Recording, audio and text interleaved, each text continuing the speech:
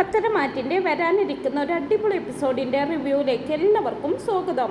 അങ്ങനെ ദേവയാനിയും നയനയും തമ്മിൽ സ്നേഹത്തിലാണ് എന്നും അടുപ്പത്തിലാണെന്നും അവൾ ഇതെല്ലാം തന്നോട് മറച്ചു വെച്ച് തന്നെ ഇത്ര നാളും കബളിപ്പിക്കുകയായിരുന്നു എന്നെല്ലാം ആദർശ് തിരിച്ചറിയുകയാണ്.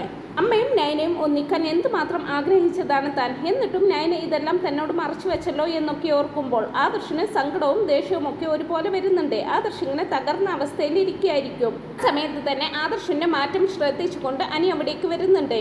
ഏട്ടൻ ഇത് എന്ത് പറ്റി? ഏട്ടൻ എന്തിനാ ഇങ്ങനെ വിഷമിച്ചിരിക്കുന്നത്? ഏട്ടൻ എന്തെങ്കിലും വിഷമമുണ്ടോ? എന്താണെങ്കിലും എന്നോടും കൂടി പറ. ഏട്ടൻ ഇത്രയും സങ്കടപ്പെട്ടുകൊണ്ടിരിക്കുന്നത് ഞാൻ ഇതുവരെ കണ്ടിട്ടില്ലല്ലോ.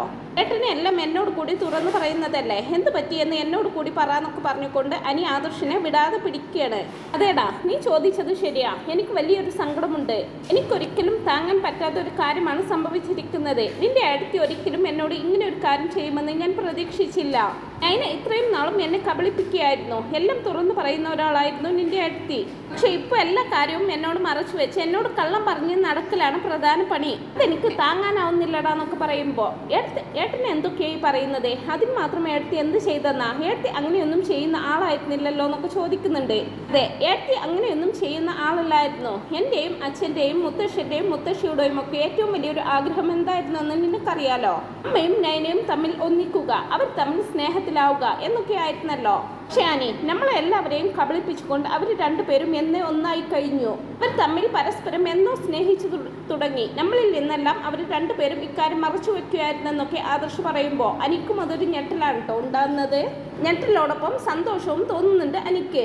ഏട്ടത്തിയെ വല്യമ്മ സ്നേഹിച്ചു തുടങ്ങിയെന്നോ? എന്തൊക്കെയാ ആദർശേട്ട ഈ പറയുന്നത്? ഇതൊന്നും വിശ്വസിക്കാനാകുന്നില്ല. സന്തോഷമുള്ള ഒരു കാര്യം തന്നെയാണ് ഇത്. പക്ഷെ അത് നമ്മളിൽ നിന്നും മറച്ചു വെക്കേണ്ട കാര്യം എന്തായിരുന്നു അവർക്കെന്നൊക്കെ ചോദിക്കുന്നുണ്ട് അനിയും. സമയത്ത് ആദർശം പറയുന്നുണ്ട്, അത് തന്നെയാണ് എൻ്റെയും ചോദ്യം അനി. നമ്മളിൽ നിന്നും അതൊന്നും മറച്ചു വെക്കേണ്ട കാര്യമില്ലല്ലോ. നമ്മൾ അതൊക്കെ അറിയുമ്പോൾ സന്തോഷിക്കുകയല്ലേ ചെയ്യുക. ഇപ്പോൾ എന്താ, നമ്മളെ എല്ലാവരെയും ശത്രുക്കളെ പോലെ കണ്ടിട്ടല്ലേ അവർ ഇക്കാര്യമൊക്കെ നമ്മളിൽ നിന്നും മറച്ചു വെച്ചതെന്ന് ചോദിക്കുകയാണ് ആദർശ്. സമയത്ത് അനി പറയുന്നുണ്ട്, ഏട്ടത്തി ഇങ്ങനെ ഒരിക്കലും ചെയ്യുന്ന ആളല്ലായിരുന്നല്ലോ. പിന്നെ ഏട്ടത്തി ഇങ്ങനെ ഒരു കാര്യം ചെയ്തിട്ടുണ്ടെങ്കിൽ അതിന് പിന്നിൽ എന്തെങ്കിലും ഒരു കാരണം ഉണ്ടായിരിക്കും ആദർശേട്ടാ. അല്ലാതെ ഏട്ടത്തി ഇങ്ങനെ ഒരു കാര്യം നമ്മളോട് മറച്ചു വെക്കുകയൊന്നുമില്ല. ഇനി വല്യമ്മ ഏട്ടത്തിയെ ഭീഷണിപ്പെടുത്തിക്കാണോ? വല്യമ്മ പറഞ്ഞിട്ടായിരിക്കുമോ ഏട്ടത്തി ഇക്കാര്യമൊന്നും നമ്മളോട് പറയാതിരിക്കുന്നത്? അതൊന്നും നമുക്കറിയില്ലല്ലോ ഏട്ടാ. അതുകൊണ്ട് കാര്യം അറിയാതെ ഏട്ടൻ ഇങ്ങനെ വിഷമിക്കാതെ എന്നൊക്കെ പറഞ്ഞ് ആദർശിനെ സമാധാനിപ്പിക്കുന്നുണ്ട് അനി. സമയത്ത് ആദർശാണെങ്കിൽ വീണ്ടും പറയുന്നുണ്ട്, അമ്മ എന്തൊക്കെ പറഞ്ഞാലും അവൾ എന്നോട് എല്ലാ കാര്യവും തുറന്നു പറയുന്നതാണ്. എന്നോട് എല്ലാ കാര്യവും പറഞ്ഞിട്ട് അത് ഞാൻ അറിഞ്ഞ പോലെ ഭാവിക്കണ്ട എന്നൊക്കെ അവൾക്ക് എന്നോട് പറഞ്ഞാൽ പോരെ. ഞാൻ ഇക്കാര്യം ആരോട് പറയാനോ അമ്മയോട് ഇതേപ്പറ്റി ചോദിക്കാനോ ഒന്നും പോവില്ലല്ലോ. പക്ഷെ അവൾ എന്താ ചെയ്തത്? എല്ലാ കാര്യവും എന്നോട് മറച്ചു വെച്ചു. ഞാൻ അവളോട് ഇന്ന് വരെ ഒരു കാര്യവും മറച്ചു വെച്ചിട്ടില്ല. എന്നിട്ടും അവൾ എന്നോട് ഇങ്ങനെ ചെയ്തല്ലോ അനി എന്നൊക്കെ ആദർശം ഇങ്ങനെ സങ്കടത്തോടെ പറയുന്നുണ്ട്. അത് വിട് ഏട്ടാ.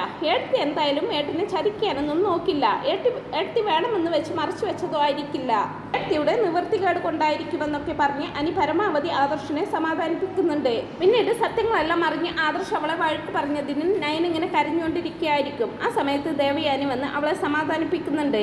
നയൻ ഇങ്ങനെ കരഞ്ഞുകൊണ്ടിരിക്കുകയാണ്. എന്നിട്ട് നയന് പറയുന്നുണ്ട്, ആദർശേട്ടൻ്റെ എന്നോടുള്ള ദേഷ്യം ഇനി മാറുമെന്ന് തോന്നുന്നില്ലമ്മേ.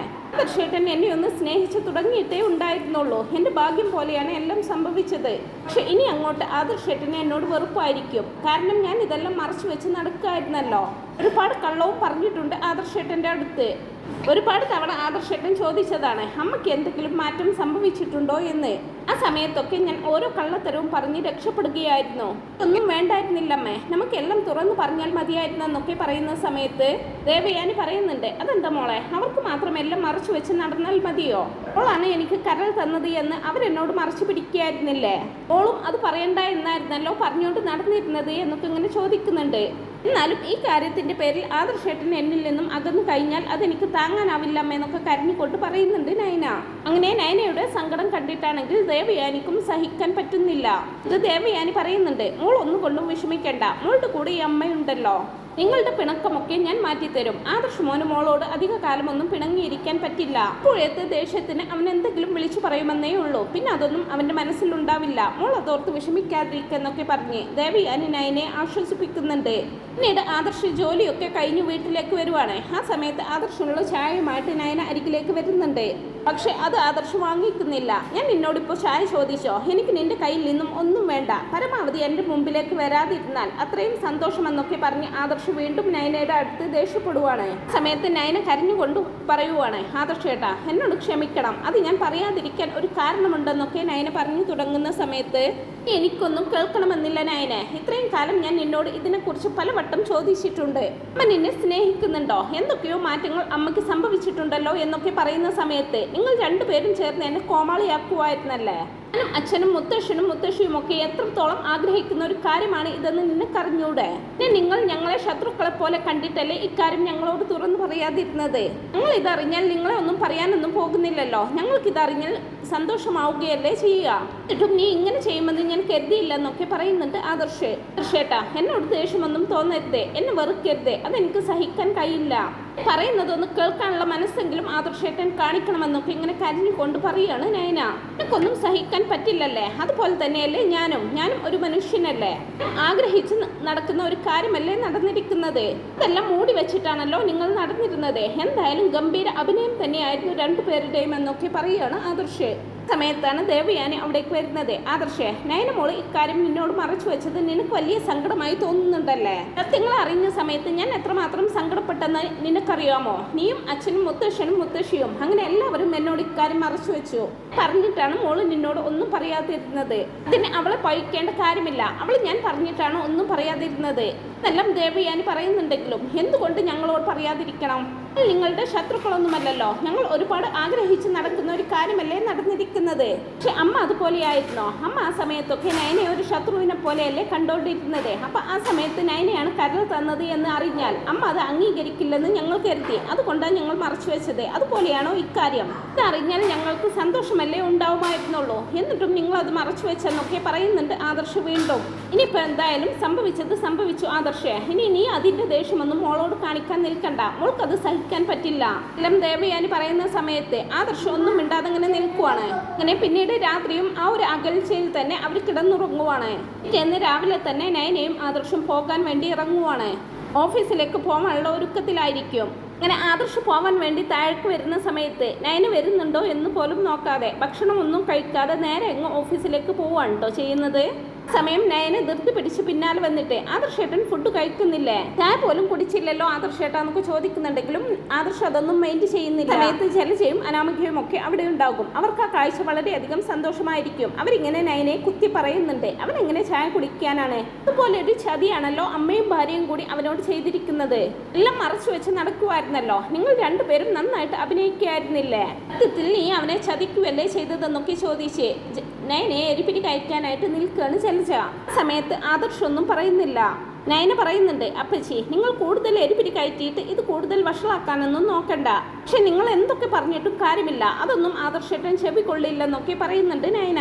നേരം ആദർശാണെങ്കിൽ അവർ പറഞ്ഞതിൽ എന്താ തെറ്റ് നയനെ, പറഞ്ഞതല്ലേ ശരി, നീ എന്നെ സത്യത്തിൽ ചതിക്കുവല്ലേ ചെയ്തതെന്ന് ചോദിക്കുന്നുണ്ട് ആദർശ് വീണ്ടും. കേൾക്കുമ്പോൾ നയനയ്ക്ക് വളരെയധികം സങ്കടമാവുന്നുണ്ട്. പിന്നെ ആദർശ് ഒടുവിൽ നയനയോട് പറയുന്നുണ്ട്, അല്ല നീ എവിടേക്ക് മാറ്റി ഒരുങ്ങി വന്നിട്ടുള്ളത്, നീ എങ്ങോട്ട് പോവാനാണ്, എൻ്റെ കൂടെ ഓഫീസിലേക്കൊന്നും വരണ്ട, നീ എന്തായാലും ജോലിയൊക്കെ രാജിവെച്ച് ഇവിടെ തന്നെ നിന്നാൽ മതി. അമ്മായിയമ്മയ്ക്കും മരുമകൾക്കും സ്നേഹിക്കാൻ നന്നായിട്ട് സമയം കിട്ടുമല്ലോ, കൂടെ ജോലി ചെയ്യാമെന്ന് കരുതി നീ ഓഫീസിലേക്ക് വരണ്ട, എനിക്ക് വീട്ടിലോ സ്വസ്ഥതയില്ല, ഓഫീസിൽ വന്നിട്ടും നീ എൻ്റെ സ്വസ്ഥത കളയാനാണോ, അതുകൊണ്ട് നീ ഇനി മുതൽ ഇവിടെ നിന്നാൽ മതി, തൽക്കാലം നീ ജോലിക്ക് വരേണ്ടതില്ല, ചീഫ് ഡിസൈനറായിട്ട് ഞാൻ മറ്റൊരാളെ അപ്പോയിൻമെൻറ്റ് ചെയ്യാൻ പോവാ, നീ ചോദ്യവും പറച്ചിലൊന്നും വേണ്ട, ഇപ്പോൾ തന്നെ നേരം വൈകി ഞാൻ പോവുകയാണെന്നും പറഞ്ഞുകൊണ്ട് ആദർശ് നേരെ ഓഫീസിലേക്ക് പോവാണ് കേട്ടോ ചെയ്യുന്നത്. ആദർശ് അതും പറഞ്ഞിട്ട് അങ്ങ് പോകുമ്പോൾ പ്രത്യേകിച്ച് ഇവരുടെ മുന്നിൽ വെച്ചാവുമ്പോൾ നയനയ്ക്ക് വളരെയധികം സങ്കടമാവുന്നുണ്ട്. നയന മുകളിൽ പോയി വിഷമത്തോടെ ഇങ്ങനെ ഇരിക്കുകയായിരിക്കും. അതേസമയം തന്നെയാണ് അനി അവിടേക്ക് വരുന്നത്.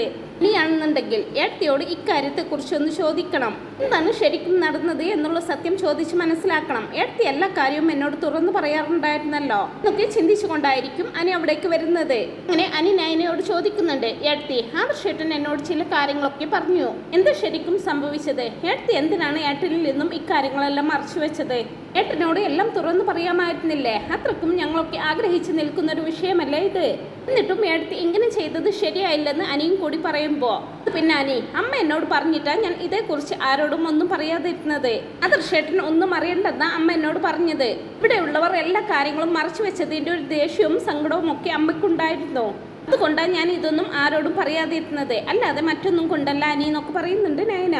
ശരിയായിരിക്കും, ഏട്ടനോട് ഞാൻ ഇക്കാര്യം പറഞ്ഞതുമാണ്. ഏട്ടത്തി ഇത് മറച്ചു വെച്ചതിന് പിന്നിൽ ഒരു കാരണമുണ്ടാകുമെന്ന് ഞാൻ ഏട്ടനോട് പറഞ്ഞതാ. പക്ഷെ ഏട്ടൻ അതൊന്നും കേൾക്കാൻ പറ്റിയ ഒരു മാനസികാവസ്ഥയിലല്ലായിരുന്നെന്നൊക്കെ പറയുന്നുണ്ട് അനി. എല്ലാം എൻ്റെ തെറ്റാണ് അനി. ആദ്യം മുതലേ തെറ്റ് പറ്റിയത് എനിക്കാണ്. അന്ന് കരൾ കൊടുത്തപ്പോൾ അത് അമ്മയോട് പറയേണ്ടത് എല്ലാവരോടും പറഞ്ഞത് ഞാനായിരുന്നില്ലേ? ഞാൻ അങ്ങനെ പറഞ്ഞത് കൊണ്ടാണല്ലോ അമ്മയിൽ നിന്നും എല്ലാ കാര്യവും എല്ലാവരും മറച്ചു വെച്ചത്.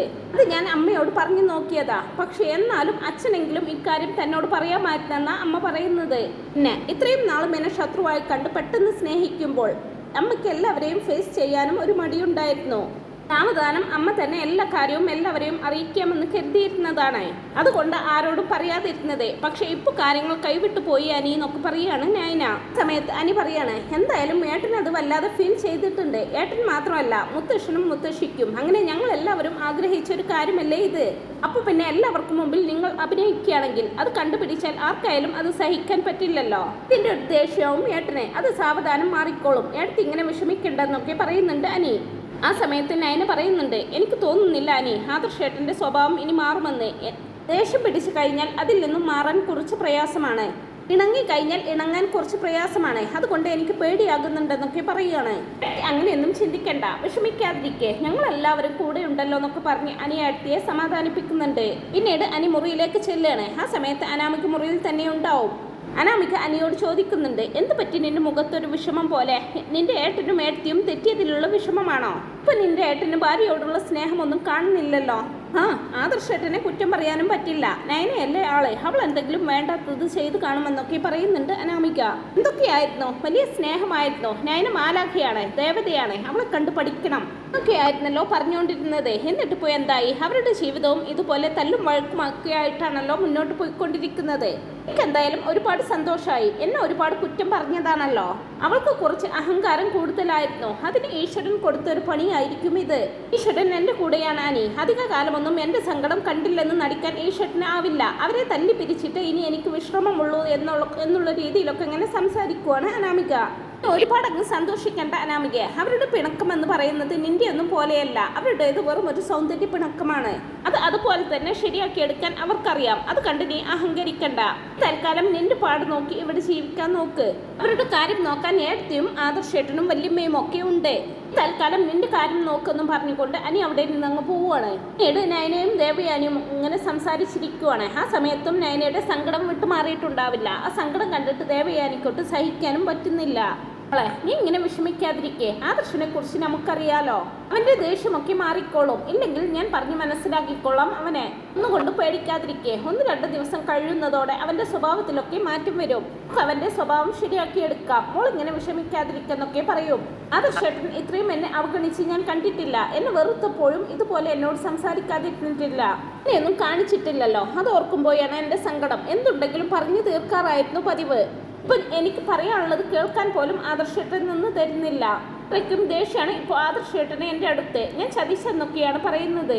ഞാൻ എന്ത് ചെയ്യും അമ്മയെന്നൊക്കെ പറഞ്ഞുകൊണ്ട് കരയുവാണ് നയന. എബിയാനിയാണെങ്കിൽ നയനയെ ആശ്വസിപ്പിക്കുന്നുണ്ട്. മോളിങ്ങനെ വിഷമിക്കാതിരിക്കേ, ഞാൻ എല്ലാം ശരിയാക്കാം. ഞാനൊന്ന് അവനോട് സംസാരിക്കട്ടെ. പറഞ്ഞത് കൊണ്ടാണല്ലോ നീ ഇക്കാര്യം അവനോട് മറച്ചു വെച്ചത്. അപ്പൊ ഞാൻ തന്നെ അത് ശരിയാക്കി എടുത്തോളാം എന്നൊക്കെ ഉറപ്പ് കൊടുക്കുവാണ് ദേവയാനി. അങ്ങനെ അവർ സംസാരിച്ചുകൊണ്ടിരിക്കുന്ന സമയത്താണ് ആദർശ് അവിടേക്ക് വരുന്നത്. എത്ര ഉറപ്പ് കൊടുത്തിട്ടും കാര്യമില്ല, അവളുടെ ഭാഗത്ത് തന്നെയാണ് തെറ്റ്. അവൾ പറയേണ്ടത് ഒരു ഭാര്യ എന്നുള്ള നിലയിൽ എന്നോട് പറയണമായിരുന്നു.